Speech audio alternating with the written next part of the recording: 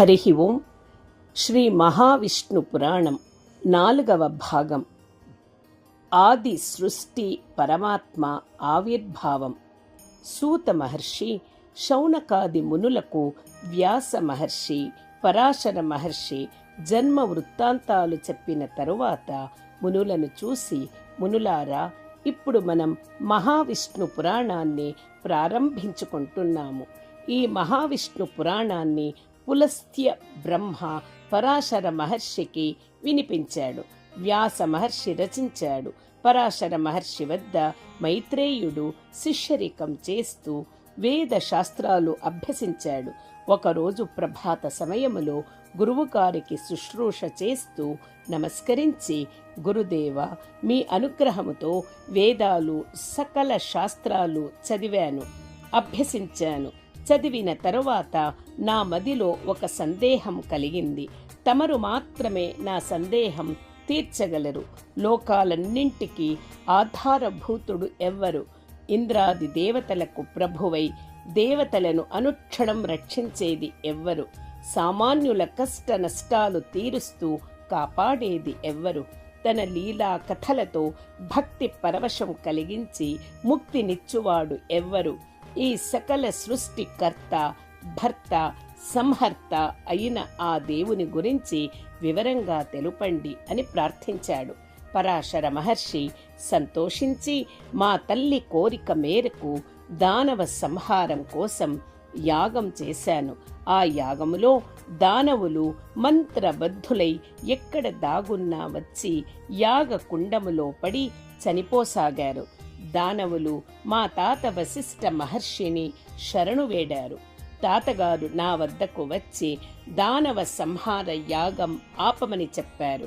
తాతగారి మాట పాటించి యాగం ఆపాను. దానవ సంహారం ఆగిపోవడంతో దానవ రాక్షస వంశమూలకర్త పులస్త్య బ్రహ్మ సంతోషముతో ప్రత్యక్షమై వరం ఇచ్చారు. నేను పరమాత్ముడైన శ్రీ మహావిష్ణువు దివ్య లీలలతో నిండిన పురాణాలు ప్రబోధించమని కోరాను. నా కోరిక మన్నించి పురాణాలన్నీ బోధించారు. మైత్రేయ, నీవడిగిన ప్రశ్నలకు, సందేహాలకు సమాధానం ఒక్కటే.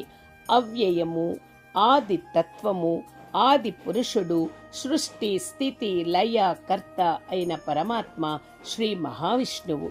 ఎన్నో జన్మల పుణ్య ఫలం ఉంటే గాని శ్రీ మహావిష్ణు పురాణం వినాలనే కోరిక కలగదు. దేవదేవుని అనుగ్రహంతో నీ మనస్సులో ఈ అభిలాష కలిగింది. నీవడిగిన ప్రశ్నలకు సమాధానాలన్నీ మహావిష్ణు పురాణములో లభిస్తాయి. నీకు వినిపిస్తాను. భక్తి శ్రద్ధలతో సావధానంగా వినుము అని మహావిష్ణు పురాణ ప్రవచనం ఆరంభించాడు. మనం చూస్తున్నా చూడలేకుండా ఉన్న ఈ సమస్త విశ్వ జగత్తుకు మూలము పరమాత్మతత్వము. సమస్త జగములు ఆయనలో, ఆయన సమస్త జగములలో ఉండటం వలన ఆ పరమాత్మను వాసుదేవుడు అన్నారు. పరమాత్మ తత్వము నిరాకారము, అనగా ఏ రూపము ఆకారము లేనిది. కాని తానే సకల రూపములు ఆకారములు ధరిస్తాడు. సృష్టి చరాచరము పరమాత్మే. ఆ రూపాలు ఉపసంహరిస్తే అంతా శూన్య జగత్తు మాత్రమే ఉంటుంది. అవ్యక్తము అయిన ఆ పరతత్వానికి విశ్వ సృష్టి చేయాలి అనే సంకల్పం కలిగింది. అందుకోసం నిరాకార రూపము వదిలి ఆకారం ధరించాడు. ఆ రూపం మహాద్భుతంగా ఉంది. విశ్వానికి ఆత్మగా మారాడు. విశ్వమే ఆత్మగా కలిగి ఉన్నాడు. విశ్వమంతా వ్యాపించాడు. విశ్వానికి అధినాథుడై తాను సృజించిన మహావిశ్వము తనలో ఉంచుకున్నాడు. కనుక మహావిష్ణువు అయ్యాడు.